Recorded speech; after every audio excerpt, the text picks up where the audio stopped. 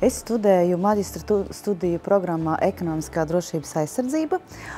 Izvēlējos, jo ir nepieciešams katrā profesijā izaugsme un attīstība.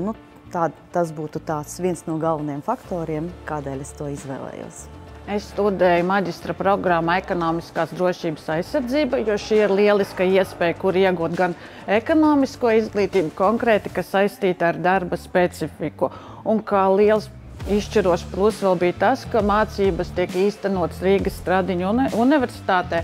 Pirms 10 gadiem es šeit jau ieguvu maģistra programmu tiesību zinātnē, un man šīs telpas un Stradiņu universitāte saistās tikai ar pozitīvām atmiņām. Studiju procesā pats aizraujošākais ir tas, ka gan man, gan maniem kursa biedriem jau ir liela praktiskā pieredze, tādējādi mācību procesa laikā sanāk jēgpilnas diskusijas par aktuāliem jautājumiem un spējam veiksmīgi nonākt pie kāda secinājuma, atrisināt problēmu. Mans lielākais izaicinājums vispār bija iestāties šajā studiju programmā, jo es esmu lauksaimniecības nozares speciālists ar augstāku izglītību. Un šī ir tāda pilnīgi jauna pieredze, jauna nozare, kas man lika paskatīties uz izglītību kā tādu un pilnveidošanos savādāk.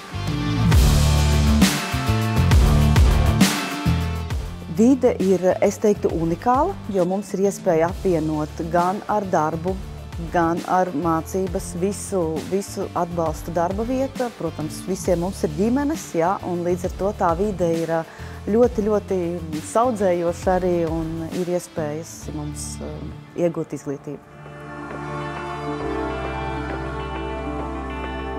Es ieteiktu studēt iekšējās drošības akadēmijā, jo tā ir lieliska iespēja attīstīties, un šī izglītība, jebkurā jomā ir ļoti noderīga.